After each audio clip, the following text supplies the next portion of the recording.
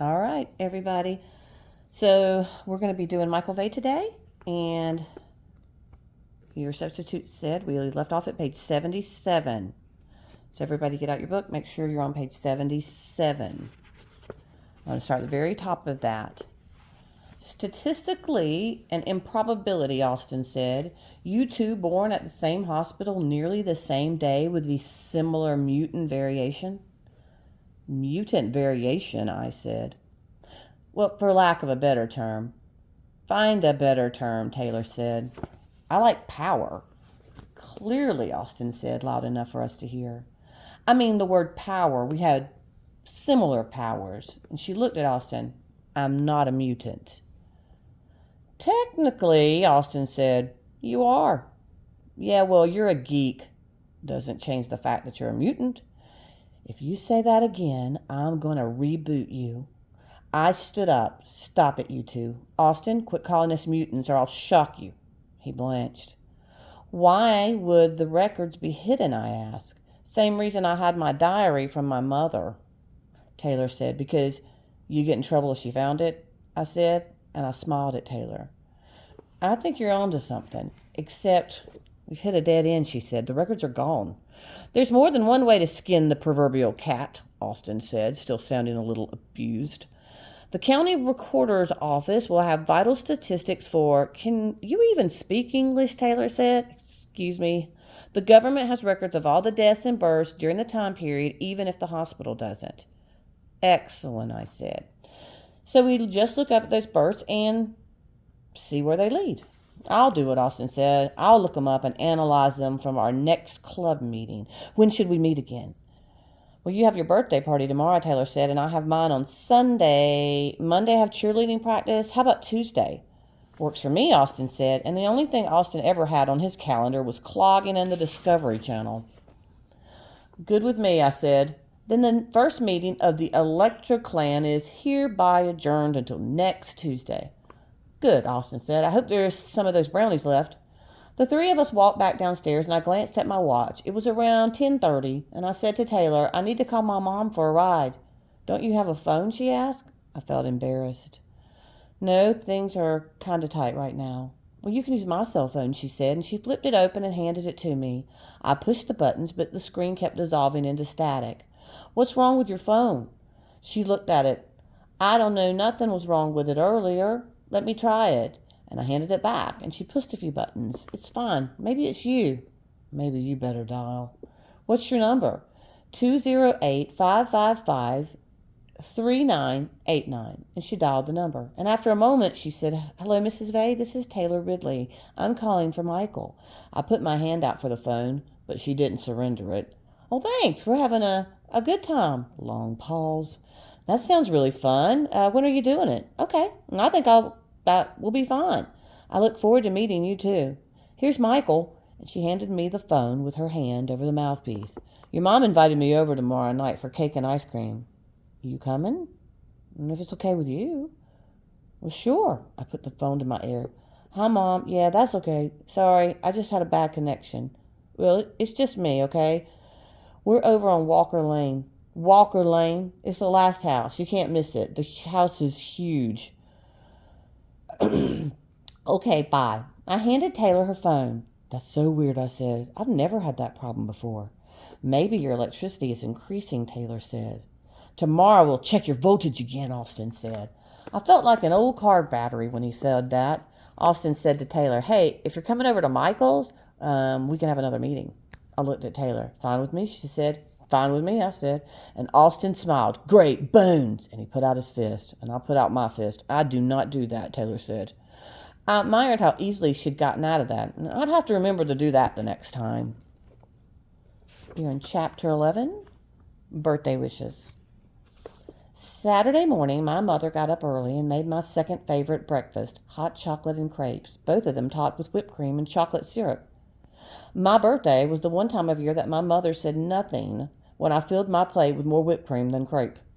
She made herself a simple crepe with butter and powdered sugar and then sat down next to me. I'm sorry I have to work today. Are you sure you're okay with celebrating after school on Monday?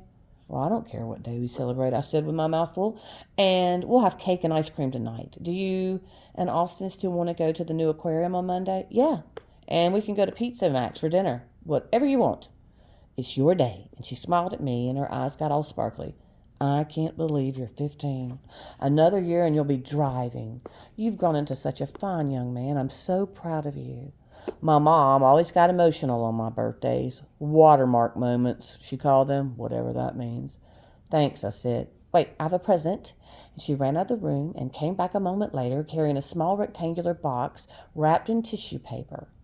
I know we usually wait until we have the cake to open presents, but I wanted to give this to you now. It's special. I pulled off the wrapping to expose a dark blue velvet box, and I opened it. Inside was a man's watch. Wow. It was your father, she said. I lifted it out of the box, admiring it. Do you like it, she asked. A lot. It's cool. Well, you're a man now, so I wanted to give you something special. Turn it over. There's something on the back. I turned the watch around, and it read, I love you forever, Mom. I had it engraved, she said. I hugged her. Thanks, Mom. You're welcome. I couldn't imagine a better gift. I wanted to tell her that she was the best mother in the world. I didn't. I should have.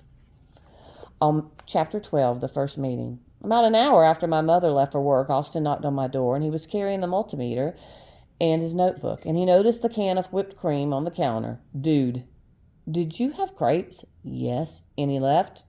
In the fridge. You can microwave them. He heaved up the remaining crepes and then piled them high with powdered sugar and whipped cream while I played a video game. It's a pretty cool party last night, he said. I nodded, intent on my game. Yeah, it was. Especially when you knocked Corky over. I didn't say anything. Taylor's really a babe. You know she likes you. She likes everyone. Well, I don't mean it like that. I mean she likes you. I read this book on body language, and I was watching her body. Well, yeah, I bet you were. No, for scientific purposes, I bet, I said. When we finished eating the last of the crepes, he came over to the table. Okay, let's see if there's been a change in your electrical status. And I paused the game, and after the cell phone incident, I was curious to find out myself. Let's do it. Wait, what's that? He said, pointing to my new watch. And I held up my arm. It's a watch my mom gave me this morning for my birthday. What's it made of? I think silver. He said, silver has a high conductivity, even more than copper. And that's why they use it in satellites and computer keyboards. Austin always vomited up everything he knew about a subject. So, well, you should probably take it off. It might throw off your readings. All right, I clasped it and laid it on the kitchen counter.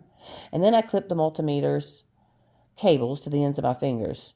And Austin looked down at the machine. Ready? 3, 2, 1, go. And I surged. Electricity sparked from the copper ends. Whoa, Austin cried. He set down the machine and began scribbling in his notebook, and I unhooked the clips. What was I? Dude, you're not going to believe it. What?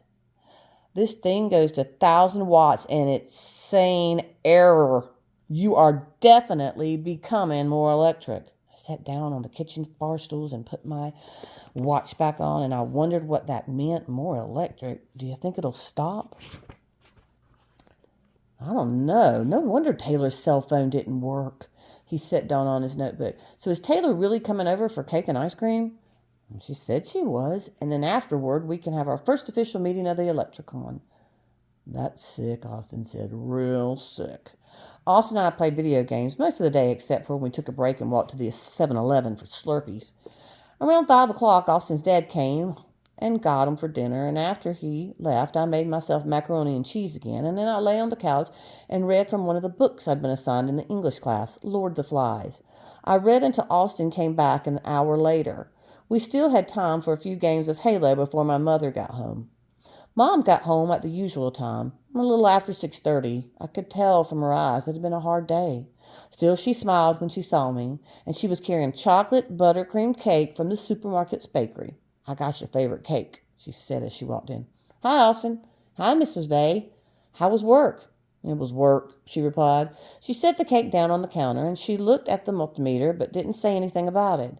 Did you boys get some dinner? She spotted the dishes in the sink and the pan still on stove. Oh, you did? Mac and cheese? Sorry, I didn't do the dishes, I said. I got distracted with the game. That's okay, it's your birthday. While my mother was changing her clothes, the doorbell rang. Michael, would you get that? She shouted from our room. I got it, Mom. And I paused the game, then opened the door, and Taylor stood in the hallway holding a wrapped package, and I immediately started blinking. Happy birthday, Taylor said, and she held out the present. This is for you. Wow, thank you. I felt dumb that I hadn't gotten her anything. Come in. Thanks. Austin stared in awe, as we had just received an angelic visitation, which wasn't too far from the truth. Hi, Tech, she said. I knew she was kidding, but I don't think Austin did, and he was a genius about everything but girls. Hey, Taylor, he said. He had pretty much given up on correcting everyone, as he was fond of saying, I don't care what you call me as long as it's not late for dinner. I think he meant it. My mother walked out from her room, and she smiled when she saw Taylor. Well, you must be Taylor, she said. Hello, Taylor said, and she walked up and shook my mother's hand. It's nice to meet you. It's nice to meet you too, my mom glanced over at me, standing there, holding the wrapped package. Taylor bought me a present. I said, well, how thoughtful, Michael. Will you get the ice cream from the freezer? Sure. My mom led Taylor over to the table.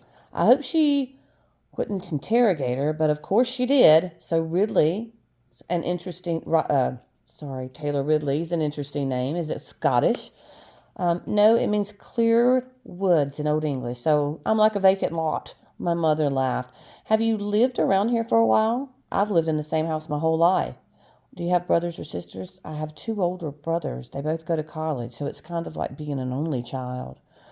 Well, we're happy you could come tonight. Just go ahead and sit down, and I'll get the cake.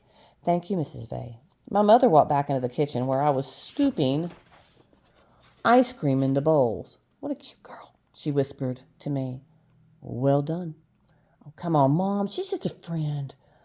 My mom just smiled. She put 16 candles on the cake, one extra for good luck, lit them, and carried the cake to the table.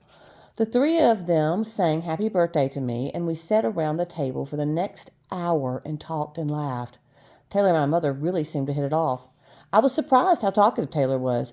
She's even told us her favorite birthday story. When I was 5, my mom made this Beauty and the Beast cake with all these plastic trees, and they caught on fire. So we had this big forest fire on our kitchen table until my dad blew it out with a fire extinguisher. He's a little extreme that way. He put out the fire but ruined the cake, so my mom ended up putting candles on Twinkies. We all laughed except for Austin, who, in no doubt, would have done the exact same thing as Taylor's dad. When's your birthday, Taylor? My mom asked. Sunday. She turned to me. Michael, why didn't you tell me this should have been a joint party? It's just cake, I said. Taylor said, so, Michael, are you going to open my gift? Oh, yeah. I peeled back the paper and then opened the box. Inside was a black hoodie with our school's name printed on the front. Do you like it? Taylor asked. I thought you wear it to the games. I held it up. It's awesome. Thanks.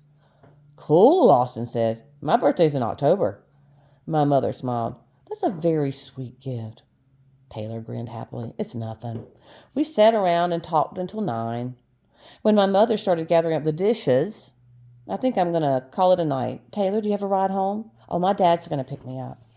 Well, it was very nice meeting you. I hope we'll be seeing you again. She smiled. Thank you, Mrs. Vey. I'm glad you invited me. You're very welcome. Good night, Austin. Good night, Mrs. Vey. Thanks for the cake. My mom walked over to me and kissed my forehead. I love you. Happy birthday. Thanks, Mom. I love you too. She walked off to her bedroom. When she was gone, Taylor said, your mom is really nice. She's a babe, Austin said. Dude, she is my mother. You've got to stop saying that. Sorry. Taylor laughed. Well, she is. I hope I'm not hot when I'm a mom.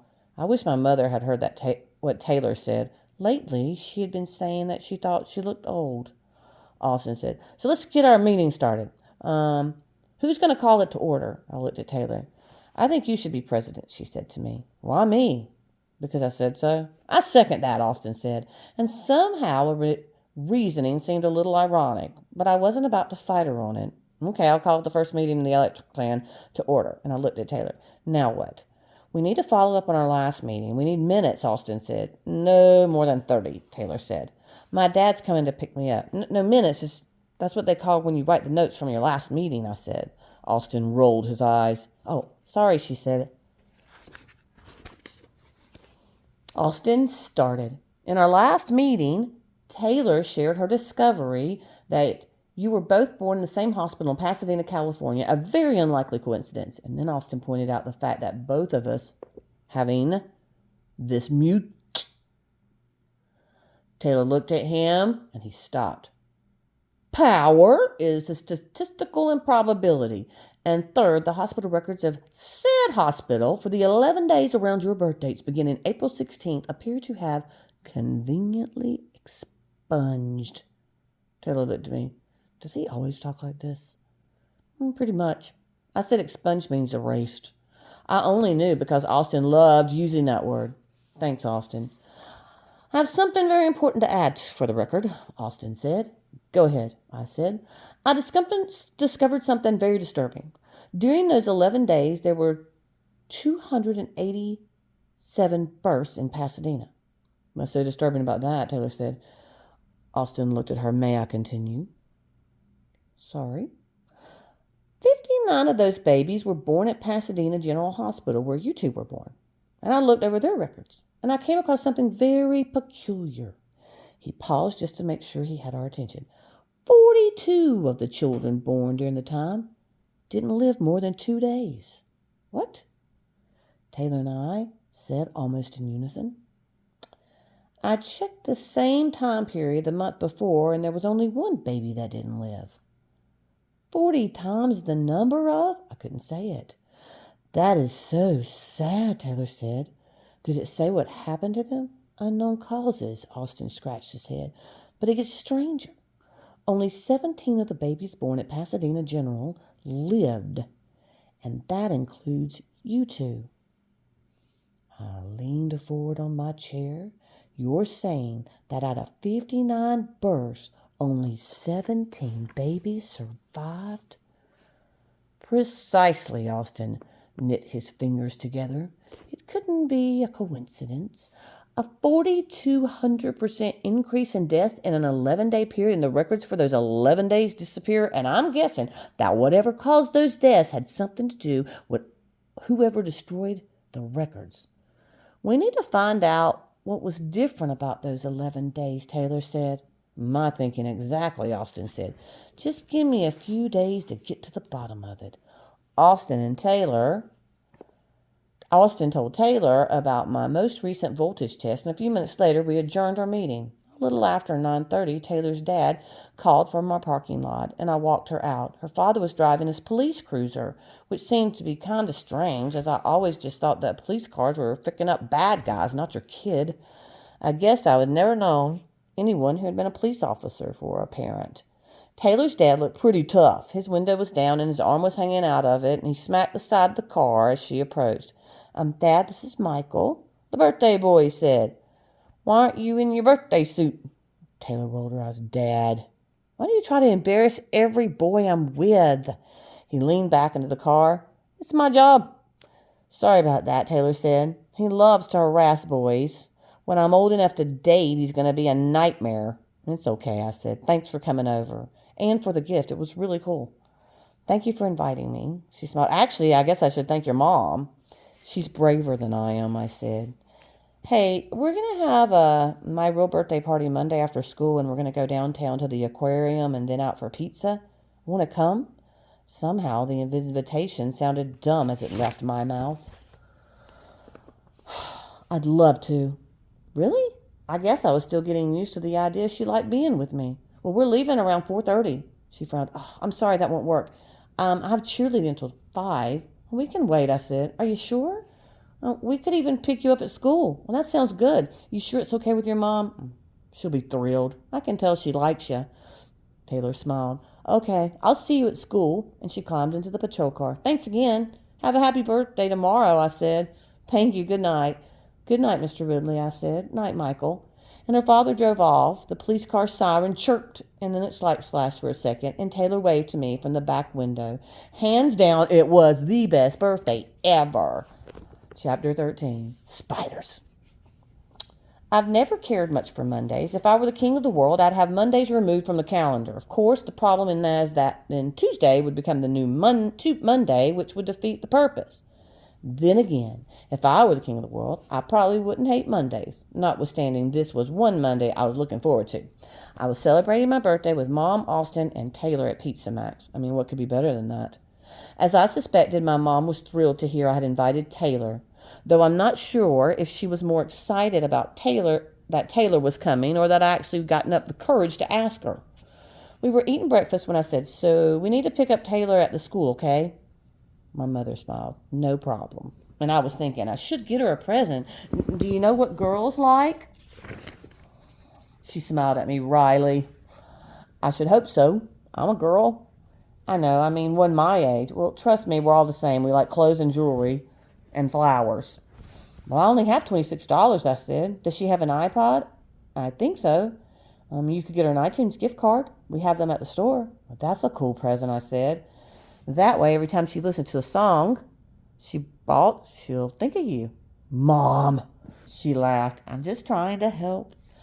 Austin had another dentist appointment that morning, so after breakfast, my mom dropped me off at school. I can't believe the difference a weekend can make. Somehow I went from zero to hero, and people didn't even said hi to me in the hall. And the basketball team, who previously didn't know I existed, had taken to calling me Little Norris. I'd be lying if I said I didn't like it. That afternoon, I was standing in line for the hot lunch when Austin marched up to me. "Dude, we need to talk."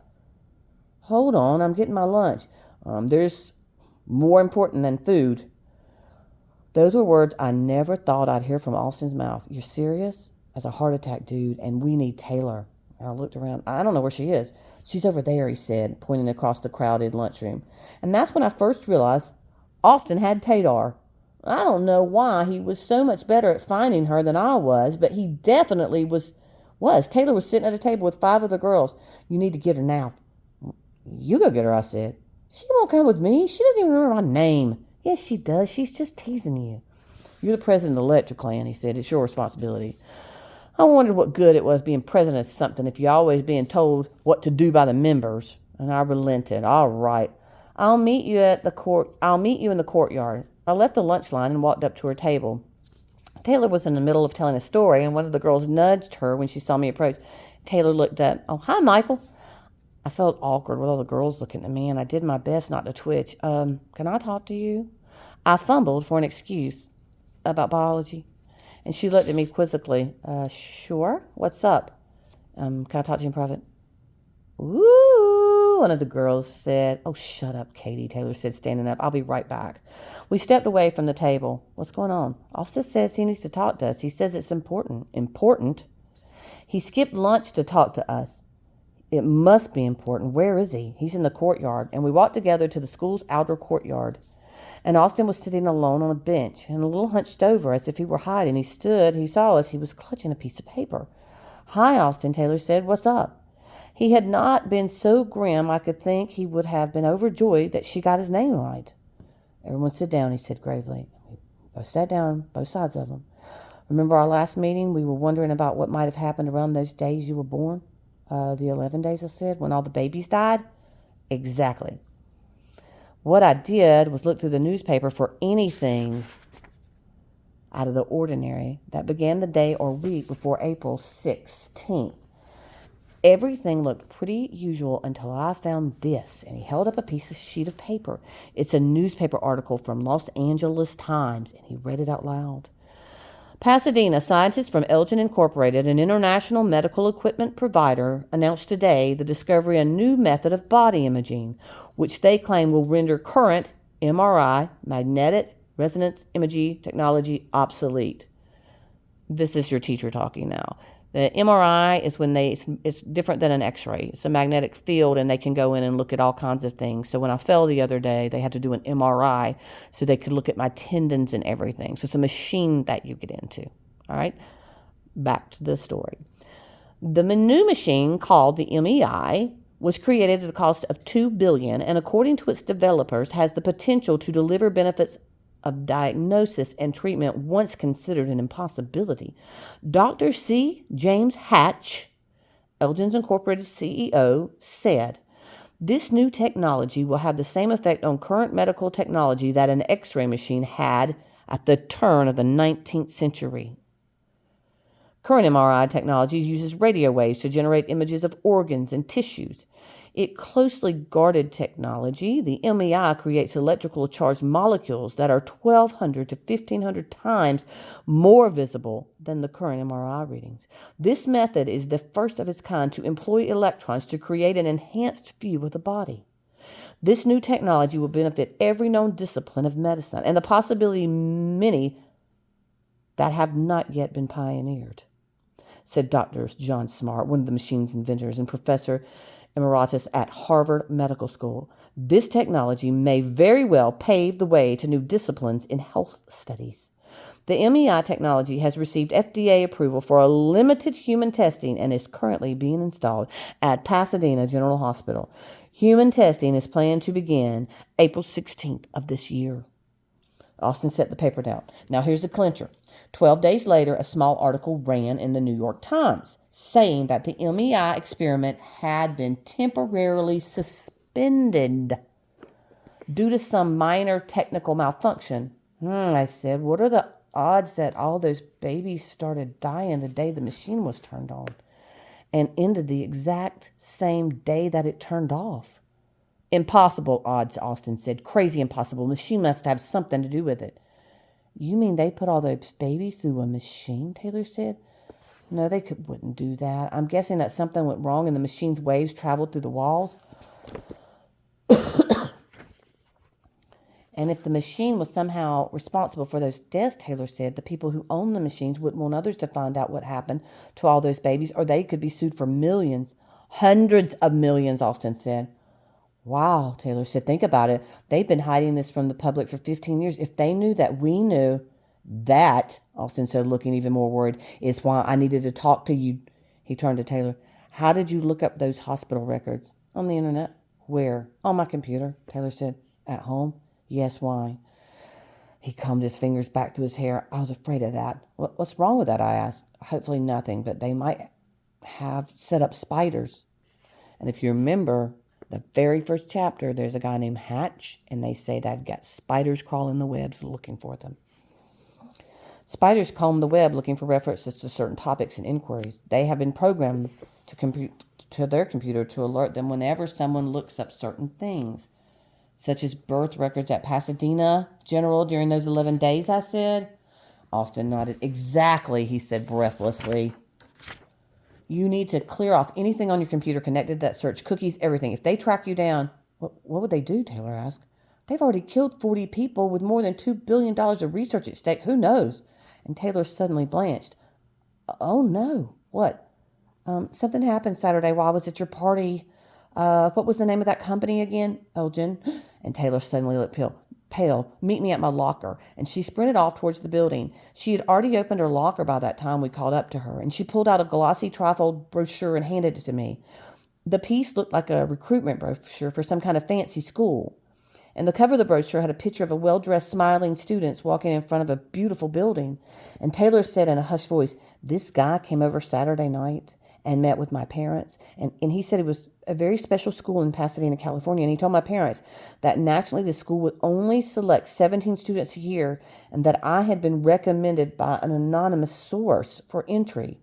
They said it was the most prestigious boarding school in the country, and those who attended were guaranteed a full-ride scholarship to the university of their choice, Harvard, Yale, anywhere. My parents were way excited, but told him that they could never afford the tuition. And the man said not to worry about it, that they were offering me a full scholarship, including books, room, and board, and all I had to do was show up." Austin looked jealous. But you're only in the 9th grade." "Well, that's what my parents said, but the man claimed that starting their students young is the one reason their students are so successful, and that any student enrolled at their school could pretty much name the college and salary. And my parents told them that they needed to think about it because they didn't want me to be away." "What was the name of the school?" I asked. "The Elgin Academy of Pasadena." "Elgin?" I looked again at the brochure, and Taylor looked afraid. "What have I gotten myself into?" "You've got to erase everything off your computer as soon as you can," Austin said, and I shook my head. "If it's them, it's already too late for that." You better tell your mom and dad. Tell them what? That their daughter has superpowers and some big corporation's hunting her down? If that's what it takes, I said, and she leaned back against her locker and slid down, and she was sitting on the ground, and her eyes began to fill with tears, and I sat down next to her. Without looking at me, she said, I am scared. Listen, I said, my mother has been in tough spots before, and she'll know what to do. We'll pick you up from cheerleading, and we'll figure it all out tonight. Taylor wiped her eyes. Okay, that's a good plan. Trust me, it'll be okay. I looked at the brochure again. May I keep this? And she nodded, and I folded it up and put it in my pants pocket. And just then a voice came over the PA system. Michael Vey, to the front office. Michael Vey. Taylor looked at me with wide eyes. What's that about? Austin said. I have no idea. We will pick up later at chapter 14, page 98.